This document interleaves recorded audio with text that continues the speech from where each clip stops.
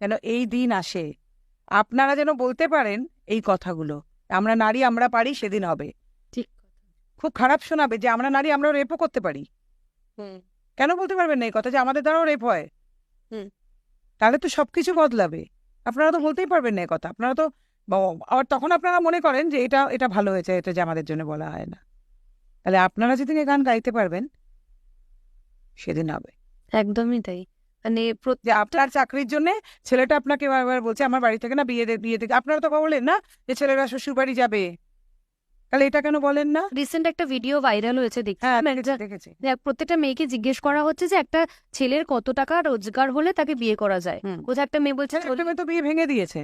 এটা এসছে না, যে একটা ছেলে বলেছে আমি একটা শূন্য বেশি বসিয়ে দিয়েছিলাম, 3 লাখ পাই, 30 লাখ না।